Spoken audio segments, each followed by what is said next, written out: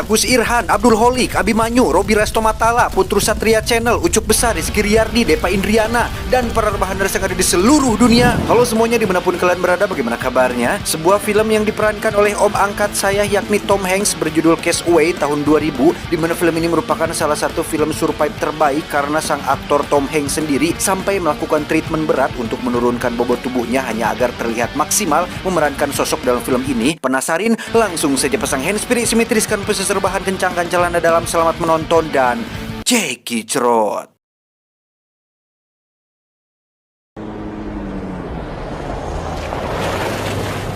Berlatar pada tahun 1995, kisah akan berfokus pada seorang pegawai perusahaan jasa ekspedisi bernama FedEx atau Federal Express. Dia adalah Chuck Nolan, seorang teknisi sistem yang bertugas untuk memecahkan masalah produktivitas seperti pengiriman yang lelet, paket yang tertukar, kurir yang tidak ramah, dan lain sebagainya.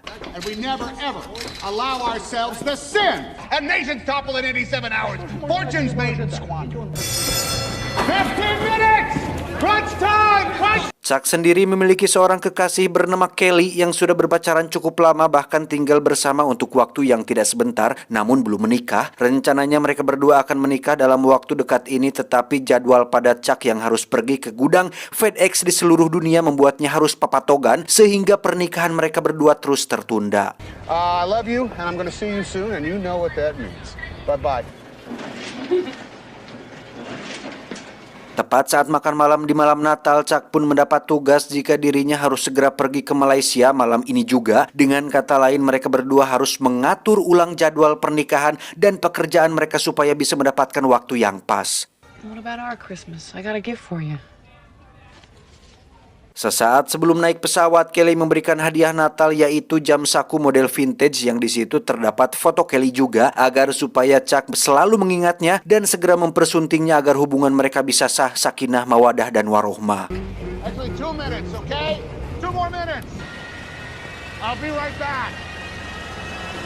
Penerbangan Chuck menuju kampung halaman Upin Ipin pun berjalan lancar sampai para pilot mengalami putus komunikasi dengan pusat kendali akibat cuaca yang buruk yang sedang terjadi, sehingga pesawat harus mengubah jalur terbang memutari badai tersebut. TD Control, FedEx 88, broadcasting in the blind. How do you read? TD Control, FedEx 88, position Jenna at... Namun tiba-tiba terjadi turbulensi sangat kencang disusul dengan ledakan yang membuat pesawat harus mendarat darurat di permukaan air. Chuck disuruh untuk memegang erat-erat sebuah pelampung yang ketika situasi semakin kritis, tiba-tiba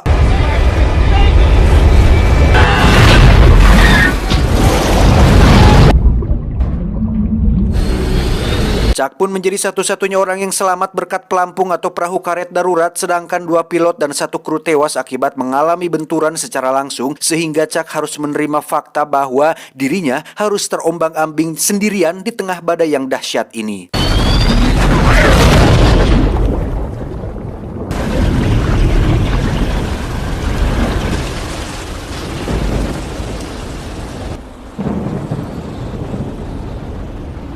Keajaiban terjadi ketika Chuck terdampar di sebuah pulau terpencil di mana dia mencoba untuk meminta pertolongan dengan membuat tanda help, berharap tim evakuasi datang dan menolong dirinya. Keesokan harinya tim evakuasi belum juga datang dan justru Chuck menemukan beberapa kardus berisi paket FedEx yang harus dikirim. Sebagai karyawan yang baik dan menjunjung tinggi visi dan misi pengiriman paket, Chuck pun merapikan paket-paket tersebut karena besar harapan tim evakuasi datang dan paket tersebut masih harus dikirim ke penerimanya.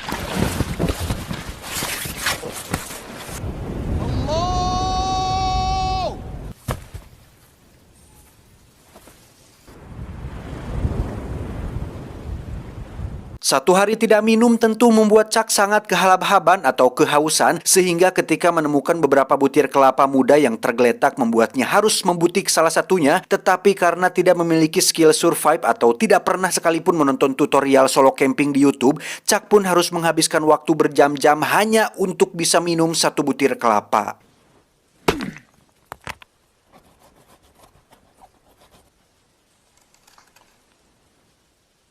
Tak cukup hanya minum, Chuck pun mencoba mencari ikan untuk dimakan, di mana dia justru menemukan sebuah gua kecil, lebih tepatnya sebuah celah di antara bebatuan bukit yang tidak ada apa-apa di sana. Ketika Chuck sedang berada di atas bukit, dia melihat ada satu kru pesawat yang berhasil sampai ke daratan. Namun saat dihampiri, kru tersebut sudah menjadi mayat, sehingga dengan penuh kekecewaan Chuck pun menguburkannya dan harus menerima fakta bahwa dirinya akan terdampar sendirian di pulau ini untuk waktu yang tidak bisa ditentukan. Satu-satunya motivasi yang membuatnya harus terus bertahan hidup adalah sosok sang kekasih tercinta, yakni Kelly, tidak pakai krim, di mana Chuck terus memandanginya sambil menyala hidupkan lampu senternya agar bisa tidur nyenyak di pulau terpencil tersebut.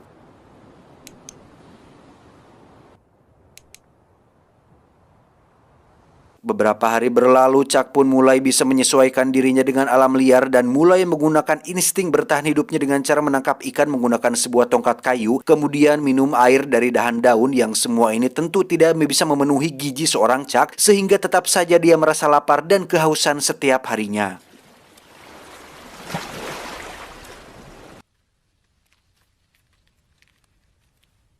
Harapan pun muncul ketika Chuck melihat sebuah titik terang di ujung lautan sana. Tak ingin melewatkan kesempatan, Chuck pun memberanikan diri untuk mengayuh perahu karetnya, meski pada akhirnya dia tak sanggup melawan terjangan ombak yang begitu dahsyat. Hari itu cuaca sangat buruk sehingga Chuck memutuskan untuk tidur di dalam gua kecil yang dia temukan, dan mungkin gua ini akan menjadi tempat tidurnya untuk beberapa waktu ke depan.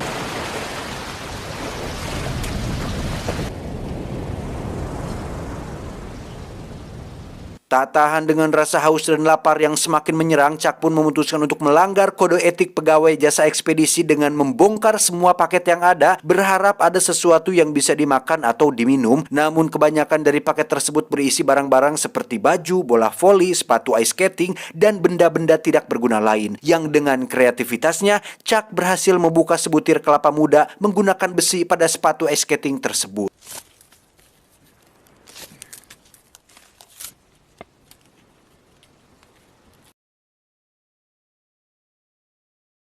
Ada satu paket yang tidak Chuck buka, yang di situ terdapat gambar sepasang sayap yang bagi Chuck mungkin itu sangat berharga, dan mungkin saja paket itu sangat penting sekali sehingga Chuck memilih untuk menyimpannya meski untuk waktu yang belum diketahui.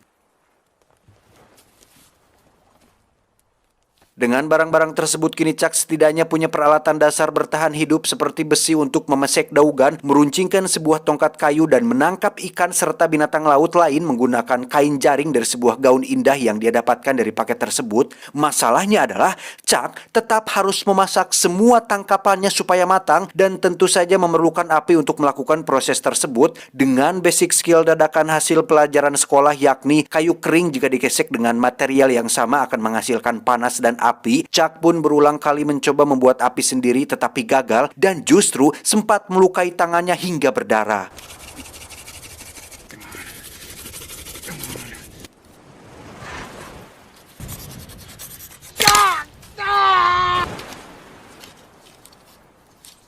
Chuck pun marah-marah sambil melempar bola voli di sampingnya, yang ketika dia lihat jejak telapak tangannya membentuk semacam wajah yang lantas dia perjelas. Sadar bahwa kesendirian dan kehampaan akan menimbulkan kegilaan, Chuck pun memberikan nama bola itu sesuai mereknya, yaitu Wilson, dan menjadikannya sebagai teman bicara sekaligus pendamping selama Chuck terdampar di sini. The air got to it. The air got to it! You wouldn't match by a chance, would you?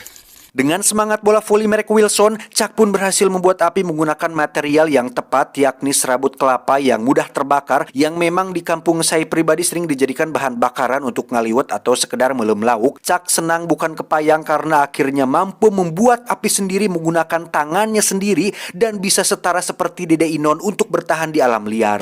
Come on, baby! Light hard for you! There you go! Light it up! Come on! Have that fire!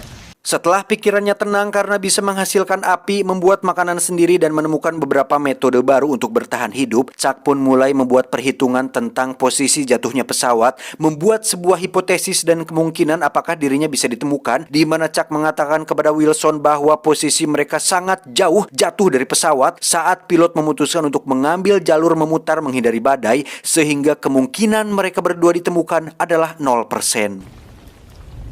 It's twice the size of Texas. Beberapa minggu berlalu, Chuck mulai merasakan sakit luar biasa pada gigi gerahamnya karena dia sadar jika selama ini dirinya terus menunda-nunda mengobati gigi berlubangnya pada seorang dokter gigi langganannya bernama James, sehingga daripada dibiarkan akan menyebabkan infeksi yang disebut dengan sepsis, Chuck lebih baik mencabut giginya secara mandiri dengan cara yang sangat menyakitkan, tapi hanya sekali. This truth is just killing me.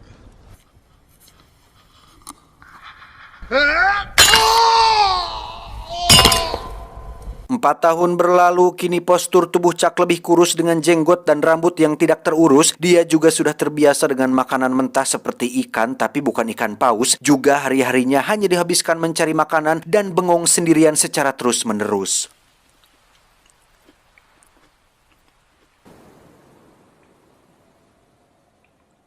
Saat itulah Chuck menemukan sebuah pintu toilet pesawat dengan bahan yang terbuat dari material yang cukup ringan, hingga muncullah sebuah ide untuk membuat sebuah rakit atau perahu kecil dengan pintu toilet tersebut sebagai atapnya.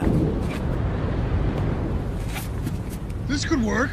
Dibantu Wilson yang sebenarnya tidak terlalu berkontribusi besar juga dengan kondisinya yang sudah sama gondrongnya seperti Chuck, dia pun menebang sebagian besar pohon kelapa hingga menghabiskan setengah dari pohon di pulau tersebut untuk membuat sebuah rakit yang menurutnya bulan ini merupakan bulan yang tepat untuk berlayar karena angin tidak terlalu kencang sehingga laut akan lebih bersahabat. That's gonna be tight. There's not much time.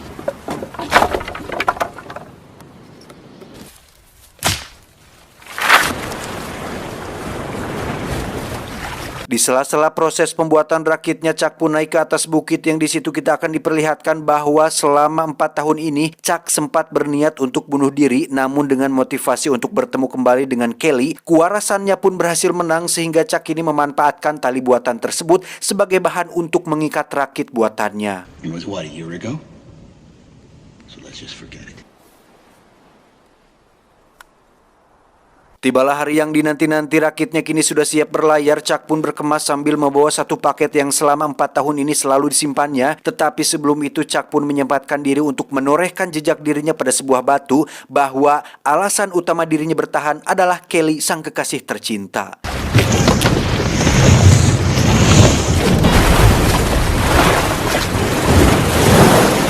Satu persatu ombak pun berhasil dilewatinya, di mana saat Chuck sudah berhasil mencapai titik aman, dia pun memandangi pulau itu dengan penuh kesedihan, yang hal tersebut sangatlah masuk akal karena siapa yang tidak sedih ketika kita sudah tinggal cukup lama di sebuah tempat dan harus meninggalkan tempat itu untuk selamanya. Memang pada awalnya Chuck juga merasa asing dengan pulau ini, tetapi selama 4 tahun sendirian di sana, wajar jika Chuck merasa bahwa pulau itu seperti rumahnya sendiri dan merasa sangat berat untuk pergi dari sana.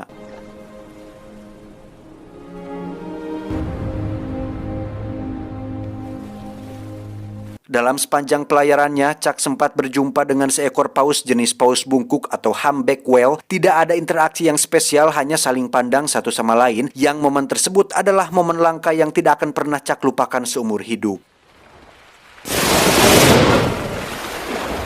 Berhari-hari di tengah lautan dengan hanya bertahan hidup dengan menangkap ikan, Chuck dan Wilson pun harus kehilangan atap rakit ketika badai menerjang mereka. Tapi beruntung rakitnya cukup kokoh sehingga mereka berhasil melewati cuaca buruk tersebut. Dan betapa sedihnya Chuck saat kehilangan Wilson akibat terlepas dari rakit yang karena jaraknya sudah terlampau jauh. Chuck pun dengan sangat berat hati harus merelakan sahabat satu-satunya yang selama 4 tahun ini selalu setia menemaninya. I'm sorry! Wilson!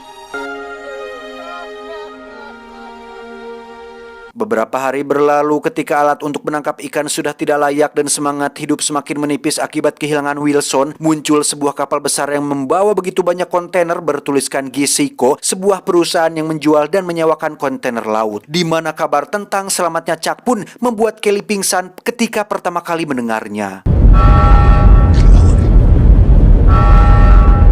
4 minggu kemudian, Chuck terlihat sudah berada di bandara FedEx untuk berjumpa dengan pers yang saat sedang menunggu muncullah si dokter gigi yang sempat akan memperbaiki gigi berlubangnya dulu, yaitu Dr. James yang sempat saya sebutkan tadi. Dan Chuck akan sangat amat dibuat terkejut saat mendengar jika si dokter ini adalah suaminya si Kelly. Kedatangannya ke sini adalah untuk memberi pengertian kepada Chuck bahwa selama 4 tahun ini Kelly mengalami masa-masa sulit, yang inti daripada kedatangannya adalah hanya ingin agar Chuck mengerti posisi Kelly saat ini dan diharapkan untuk tidak berusaha merubah apa yang sudah terjadi. Di luar ekspektasi kita, Chuck yang kita anggap akan lebih bahagia ketika pulang pun tampaknya merasa asing dengan lingkungan lamanya ini. Contohnya seperti makanan dan api yang bisa dengan mudah didapatkan, seolah tidak berharga seperti sebelumnya ketika dia harus berusaha keras untuk mendapatkannya. Untuk tidur pun kini Chuck lebih nyaman tidur di lantai daripada di atas kasur empuk. Bahkan dia masih melakukan kebiasaannya selama 4 tahun ini, yaitu memandangi foto Kelly sambil mengedip-ngedipkan lampu senter. Chuck pun curhat kepada temannya sambil selimutan tepat di depan perapian, di mana perasaannya saat ini sama persis ketika dirinya pertama kali berada di pulau tersebut, merasa sendirian, ketakutan, dan tidak tahu harus melakukan apa ke depannya. I was gonna die there. Totally alone. 2 kali Chuck kehilangan Kelly, yaitu ketika terdampar di pulau dan saat kembali ke sini. Namun hikmah yang bisa dia dapat dari semua ini adalah bersyukur bahwa dia masih bisa bernapas dan harus terus bernafas untuk tetap bertahan hidup. Sehingga sekarang Chuck sadar jika seorang wanita atau manusia tidak bisa dijadikan motivasi utama atau tujuan utama seseorang untuk tetap hidup, tetapi ada zat yang lebih besar dari alam semesta yang tidak akan pernah mengecewakan dan meninggalkan kita seperti manusia, yaitu Tuhan. Dan satu-satunya cara agar tidak pernah merasa kecewa dan sendirian adalah dengan bersyukur dan menjalankan setiap perintahnya. You gotta keep breathing, because tomorrow the sun will rise. Terakhir, Chuck pun mencari alamat tempat tinggal si penerima paket yang terus dia pertahankan selama 4 tahun ini, di mana Chuck menuliskan sebuah pesan berisi ucapan terima kasih karena paket inilah salah satu yang berhasil membuatnya bertahan hidup. Selanjutnya, Chuck pun berdiri tepat di tengah persimpangan jalan, bingung akan pergi ke arah mana, hingga dia teringat dengan Tuhan dan memutuskan untuk berhijrah menjadi pribadi yang lebih baik dan mengabdikan seluruh hidupnya pada zat yang lebih besar dari dirinya dan alam semesta ini. Tamat, ending yang cukup mensyukurkan.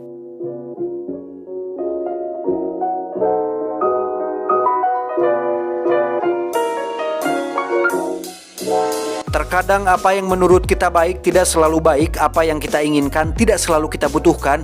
Dia yang maha mengetahui, paham betul dengan apa yang baik dan buruk untuk kita. Pesan yang bisa kita ambil dari film ini adalah tidak ada penderitaan yang abadi, juga tidak ada kebahagiaan yang abadi, kecuali bagi yang pandai bersyukur, selamanya ia akan merasakan kebahagiaan. Saya John, mewakili direksi yang bertugas mengucapkan terima kasih dan sampai jumpa di video selanjutnya. Adios, tulang kering kemaslahatan. Cuau, cuau, cuau.